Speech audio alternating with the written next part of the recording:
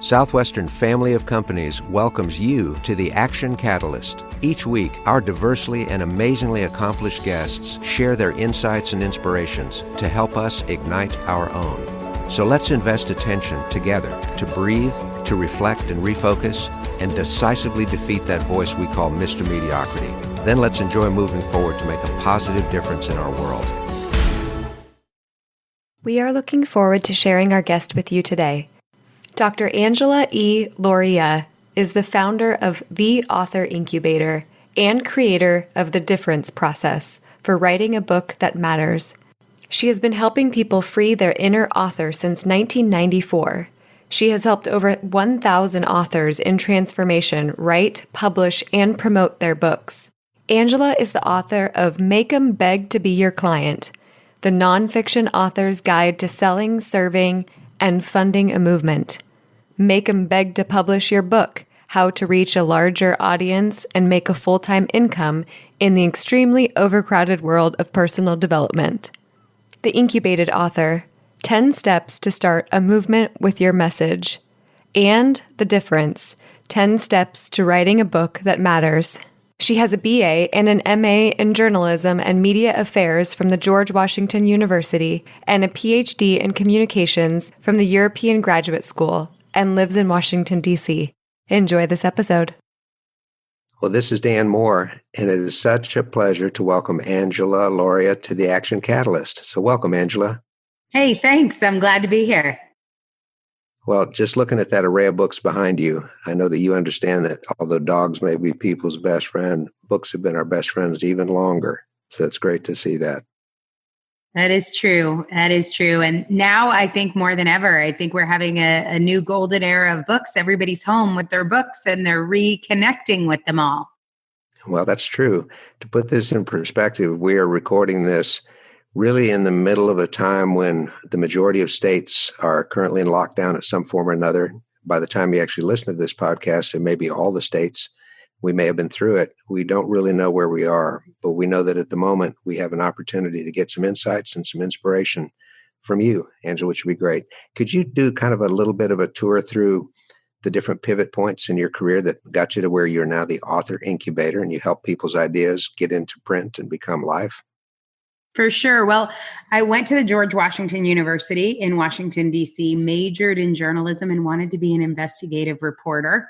My specialty was long-form magazine pieces. And I was an intern at one of the news organizations in D.C. and got a job working as a researcher for one of those long-form magazine writers who would write pieces for the New York Times Magazine or Vanity Fair. And his work was about espionage. He went on to do a bunch of New York Times bestselling books, and I was his researcher and writer and interviewer and photographer and all the things, personal assistant, sometimes lunch maker. And I really got my feet wet in the world of publishing, kind of starting in my senior year of college, while I was still thinking someday I was going to be kind of a famous investigative journalist. And somehow 17 years passed and I kept working on books. I never got that job as an investigative reporter. Everywhere I would go, I would meet people who would hire me to ghostwrite books or edit books or research books. I did textbooks and espionage books and political books and technology books. And it didn't matter where I was, on the tube in London, at the top of the Empire State Building, at the Liberty Bell in Philadelphia, walking around Uluru or Ayers Rock in Australia. Wherever I would go, I would meet people. They would say, "What do you do?" And I would say, "Well, I'm a ghostwriter, an editor, a writer. I'm working on this book or that book." And they'd say, "Oh, I'm working on a book. Will you work with me on my book?" And I never had a website. I never had a name. I mean, I had a name. It was Angela Lauria. And I was waiting to grow up. My whole life, I got this first job when I was still a senior in college. And I kept waiting for when this internship was going to finish and I was going to get my real job as a reporter.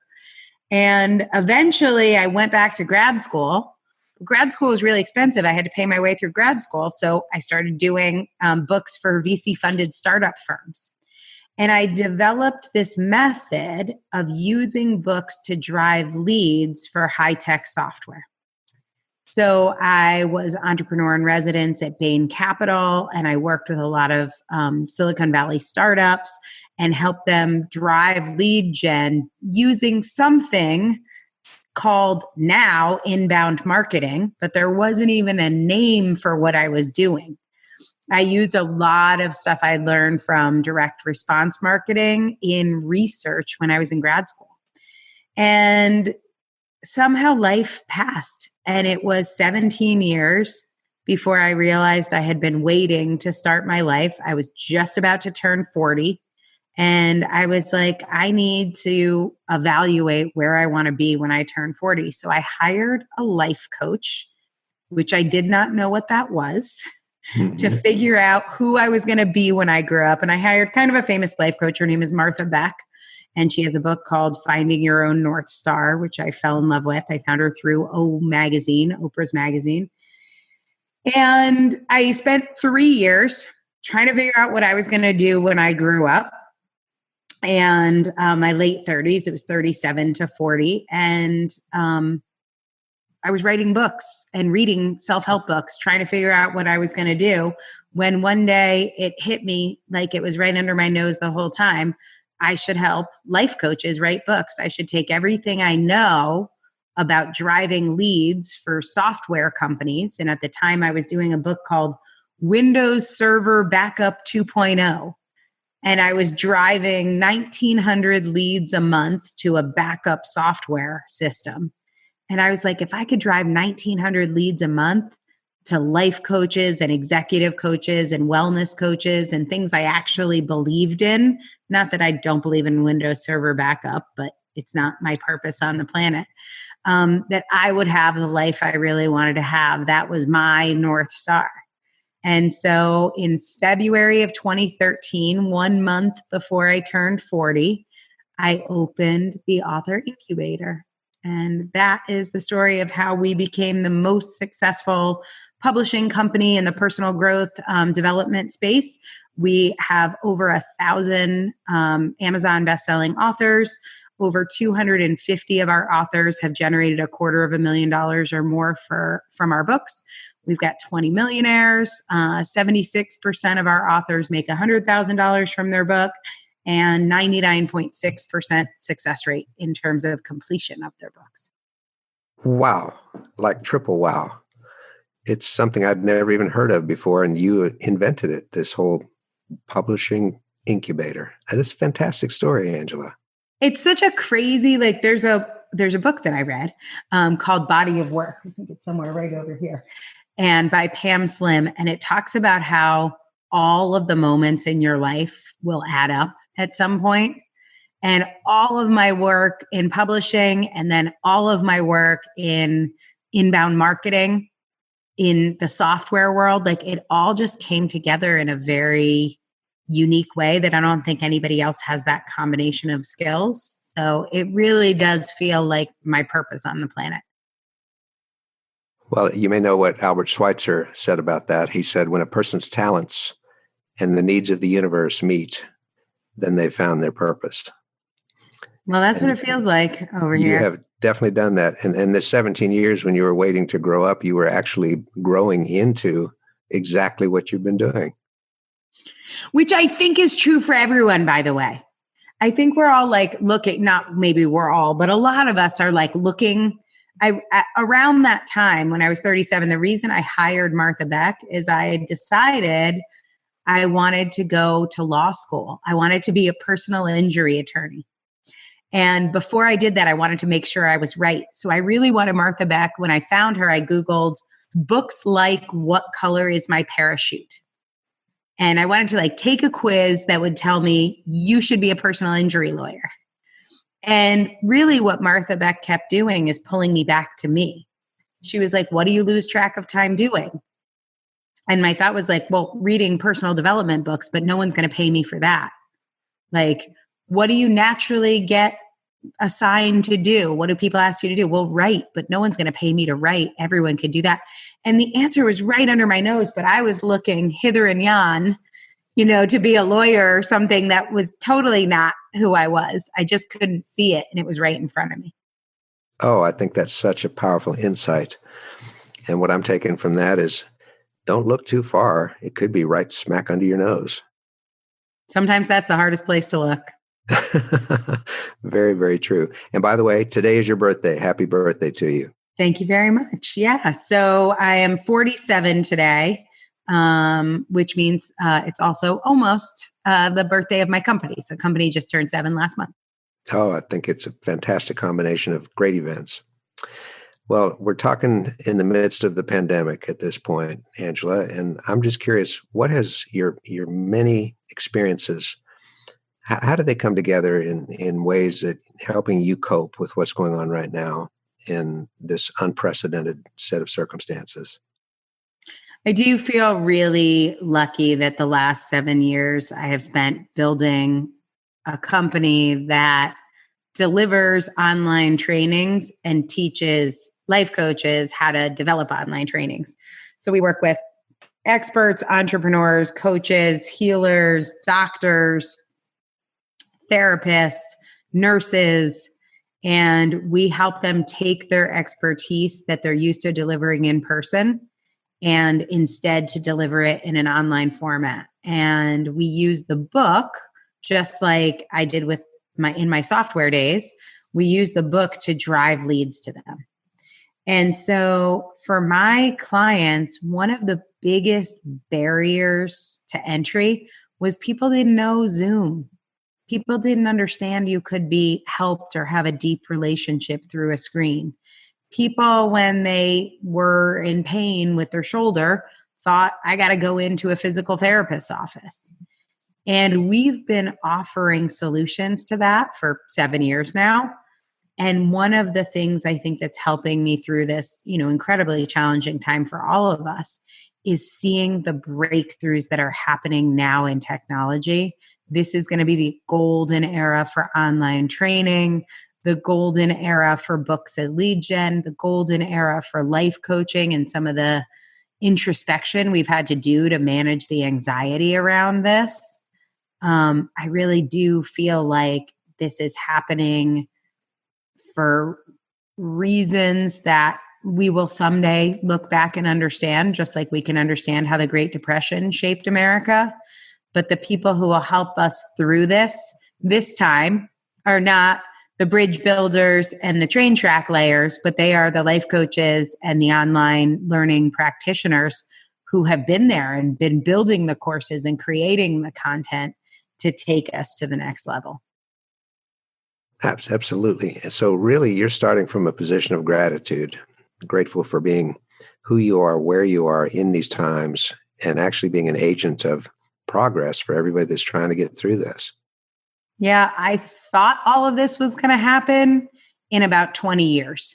I feel like the timeline jumped 20 years, but I think with a lot of loss and a lot of grief and a lot of sadness, we will come out the other side very happy to have made the huge jump, I think, in technology, education, healthcare.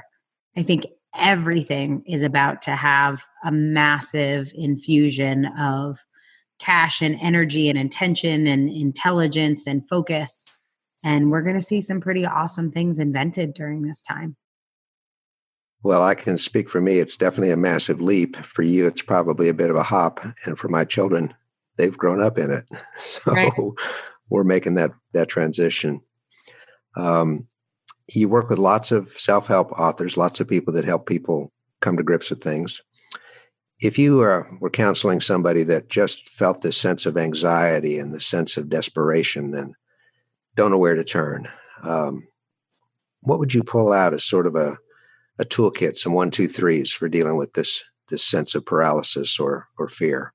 Well, my 1, 2, 3 is reading, journaling, and meditating. And I do them every morning and have for a long time. I don't think that's everybody's 1, 2, 3. So here's my tip on this. there are things you already do that make you feel better. And whatever that is, and it might be, I don't know, you doodle. Just like while you're sitting at the kitchen table, there'll be a sheet of paper and a pen and you're just doodling. And you don't think of that as anything. You just think of it as there's a piece of paper. Why wouldn't I draw things on it? But in that moment that you're doodling, you are meditating. You're getting the same benefit I get out of meditating. You're kind of zoning out, not thinking about the lines, and do more of that right now. Notice those things and do more of that. Maybe you like taking your dog for a walk. Do more of that right now. Maybe you get a tremendous amount of oxytocin when you exercise. Do more of that right now. So I think the biggest thing not to do is listen to other people about what they do. So like I have a routine I've done for 20 years. I wake up, I meditate. I usually get some sort of insight when I'm meditating, which makes me want to write something down. The act of writing those things down, other people call journaling. It makes me sound fancy, so I'll call it that too. And I always read or listen to an audiobook as kind of the last part of my morning routine. Mm-hmm. So, but it's just like what I want to do to make getting out of bed fun for me. And I think a lot of times we try and copy other people without paying attention to you already have your things. You know, I always have a large variety of rocks and stones and crystals. And I'm always just like holding a lucky rock. And one of them will feel right in my hand. I just picked up 4 of them. And one of them just like feels good to me right now. I don't know why it's this one and not the other ones. But I'll just carry this for the next couple hours. Not because someone told me to or I read it in a book somewhere. Just because it feels nice in my hand. So look for that stuff that brings you comfort. And that's such a powerful insight. Everybody has certain things that make them feel better, that help them get into that space where they can get lost in whatever it is they're doing. So do that instead of copying what somebody else has done. Thank you. That's very succinct and very on target. I know sometimes people ask me, so Dan, what's your self-talk? And I say, well, it's completely irrelevant because if it works for me, it's very unlikely that it'll work for you. Yeah, you know, people do that with weight loss coaches. This comes up with a lot of my authors who write about weight loss. Everyone wants weight loss coaches to give them what to eat. You know, Monday at 10 a.m., have half a grapefruit. And, you know, at 12:30, eat an onion raw. Like they'll eat whatever the dietitian tells them. And then they want those results. And what good life coaches will tell you is you have to listen to yourself and what your body wants and build that relationship with yourself. You can't do it through someone else. They should eat the raw onion. I don't know if you should. You got to talk to yourself about what you should eat. But learning to trust yourself, your body, you know what you need to feel better right now. And really developing the relationship with yourself to listen to that will help with food, with careers, with relationships, and obviously with anxiety. Since we're not spending a whole lot of time commuting and trying to get in and out of subways and cars and all the rest of that, we have definite opportunities now. That is for sure. Mm-hmm. And a big part of this whole process is realizing that as much as we want things to go back to normal, they will never be because the world is moving in such a different direction. And so becoming familiar and comfortable with the uncertain is a big part of this whole process, seems to me. Yeah. The kids out of school are going to be out of school for enough time. There's a lot of school districts that are going to have 3 or 4 months out of school. They are going to figure out online schooling. I was watching a friend's kid yesterday. He was in an AP World History class with 9,090 other kids doing AP history. Now that class is probably terrible right now, but I'll tell you what, by the end of 3 months, it's going to be pretty damn good. Every day for 3 months, they're going to figure that out. And then the schools are going to be like, wait, why do we need to have an AP history teacher when we have this amazing one who can do classes online? We're going to repurpose school buildings. Kids are going to learn how to be effective with online school. Teachers are going to learn how to teach effectively. all of school is changing, and then add that to almost any industry you're in, this is enough time that everything is going to shift. We're not going back to how it was. It's not going to happen. And it means even more important that we have that sense of being centered, that we acknowledge who we are, how we are, and then have our thoughtful eyes on, thoughtful ears open. Well, don't you think that's why, in a way, we're trapped at home right now, is like to do that work, to all be ready for these changes? We're all having to develop such stronger relationships with ourselves and our partners. There is, I'm sure you've heard, divorce coaches. We have a lot of divorce books. They are very excited about the pending divorces that are about to happen. Apparently, in China, there's been a huge divorce boom since they started opening things up again, and they're expecting that to grow. China is a culture where divorce is pretty heavily frowned upon and not as common, and it's about to go mainstream in China. And I think you'll see here people who have been willing to settle for mediocrity in their relationships are going to be like, no way am I doing that anymore. Relationships are going to get healed or they're going to end. And many are going to get stronger. But so many are going to get stronger. I know that's what's happening here for us. It's like a whole new world in our house. Yeah, absolutely. We're experiencing that as well. And we have 2 kids that live quite a ways away from us and 1 grandchild far away. But through technology, we're able to see each other as often as we want to. And it's so valuable and so important. We've been doing in my family, like old family photos. We've had the same technology, but we've never looked at family photos together. But we've been like sharing photos and making photo albums and making music playlists of what we listened to growing up. And it's the closest I've ever felt to my family. Yeah, I love that. And that's one of the other lessons that needs to come out of this is all of us are together. And the closer we can connect with the loved ones, the more love we'll feel and the stronger we'll be, because love is a great boost to the immune system. Right. A lot of that going on too, with a lot of scariness. And, I don't want to downplay any of that because this is real. And where we are right now as we're recording this is right at the beginning of what we know is going to be worse. But I think we do have to lean into love and gratitude and, all the stuff that we do have to be grateful for right now. It's so true. Well, I have to ask this question, Angela. Many of our listeners have a book that they've finished or they're working on. What should happen next? So here's the thing about books right now. Almost everybody, and there are probably a handful, fewer than 100 exceptions, almost everybody with a book right now that they would want to market wrote their book in a bull market. So whether your book is about education or weight loss or relationships or even a memoir or in some cases fiction, you probably wrote The Great Gatsby and it's just not going to resonate right now. Mm-hmm. So if you already have a book and you're trying to market it, what I recommend strongly is that you do a new edition. Start working on that right now. You should have a different title, a different subtitle, new description copy. We call it flap copy. Write at least an introduction or a preface that's new, and maybe rewrite your chapters. Almost any book needs to be contextualized right now. Actually, it's not almost every book. I have the specific numbers. I went through our books. We have a little over 1,000 books that I reviewed, and 52% held up fine. 48% needed to be changed and needed a new edition. So we reached out to those authors and said, hey, if you want to keep marketing this, we got to do a new edition. Mm-hmm. That is sound, practical, doable advice. So we're grateful for that. Well, good. Angela, you are an encourager. Did you know that?